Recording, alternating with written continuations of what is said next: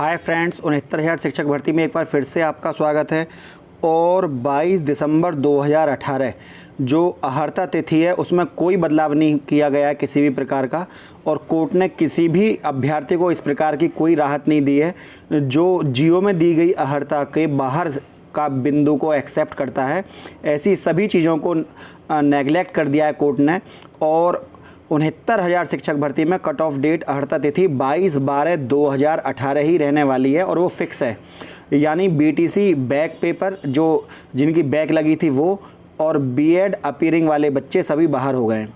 ऐसा कोई भी विद्यार्थी जिसका रिजल्ट 22/12/2018 है, चाहे वो बीएड का रिजल्ट रहा हो, यूपी टेट का रहा हो, सी टेट का रहा हो, कोई भी ऐसा डॉक्यूमेंट जो कि वैलिडेट करता है जो कि लगा हुआ था भर्ती में, वो आपका 22/12/2018 से की तिथि से पहले का नहीं होना चाहिए। अगर ऐसा होता है तो आपको भी बाहर कर दिया जाएगा। फ़िलहाल बीटीसी जो जिनकी बैक लग गई थी, क्योंकि उनका बैक का रिजल्ट नहीं आया था इस डेट तक, और जो बीएड में जिनकी अपीयरिंग वाले थे, इन सभी छात्रों को बाहर का रास्ता अब देखना पड़ेगा, क्योंकि ऐसा ही कोर्ट में अपडेट लगी हुई थी।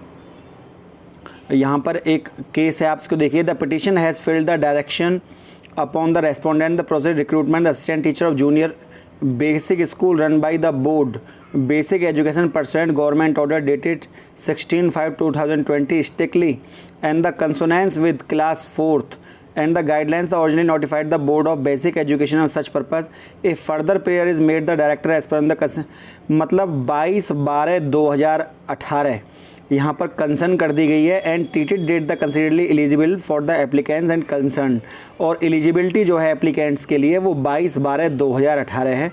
इस सारा सार जो निकलता है इसको पढ़ने का, वो 22/12 तारीख जो है Shri Arjun Kumar learned counsel appearing in the respondent the board of place order the counsel written instrument but the deputy secretary the behalf of board. जो श्री अरुण कुमार जी हैं, उन्होंने डिप्टी सेक्रेटरी की बोर्ड की तरफ से उन्होंने लर्न काउंसिल में अपनी सुनवाई के समक्ष अपने तथ्यों को रखा था, लेकिन वहाँ पर ये चीज़ें कहीं ना कहीं सरकार के पक्ष में जाती हुई दिखी, क्योंकि जो जियो में होता है और जियो में कोई बदलाव सरकार इस तरह का कोई नहीं करना चाहती थी। और सरकार ने पहले भी कह दिया था कि यदि कोई विद्यार्थी ऐसा है तो उसको बाहर कर दिया जाएगा। और ये पिटिशनर थे उस केस में, और इस पिटीशन पर सुनवाई जो है स्पेशल अपील लगाई गई थी, और इसमें आज सुनवाई हुई थी। आपको पता भी है इसके बारे में, मैं आपको पहले ही बता चुका हूँ। और आज प्रेस वार्ता जो हुई, उस प्रेस वार्ता में भी यही मुख्य बिंदु रहे कि 69,000 शिक्षक भर्ती को होने से अब कोई नहीं रोक सकता। और ये पूर्ण रूप से जो तत्कालीन इस समय की सरकार है, इस समय की, वो सरकार के एक क्या बोलते हैं उसको, कि एक नाक का सवाल बन चुका है कि सरकार इस भर्ती को पूरी कैसे कराए, क्योंकि उस पर रोज़ नए नए बयान आ रहे हैं। प्रियंका गांधी ने भी दिया है अपना बयान, अखिलेश यादव भी बयान दे चुके हैं, मायावती भी बयान दे चुकी हैं। और जब किसी मुद्दे का राजनीतिकरण किया जाता है तो उसको बचाना सरकार का दायित्व बन जाता है, क्योंकि सरकार की नाक का सवाल हो गया है अब कि भर्ती को किस तरीके से यहाँ से निकाल कर ले जाए। वहीं शिक्षा मित्रों ने भी अपने लिए पद रिजर्व कराने की बात करी है, लेकिन जो कि आरटी के तहत पता लगा है कि सरकार के पास 2.25 लाख पद हैं। ऐसी स्थिति में केवल एक ही आधार बनता है कि जो 2.25 लाख पद हैं उसमें से कुछ पदों को छोड़कर 69,000 भर्ती में उन पदों को जोड़ा जा सकता है।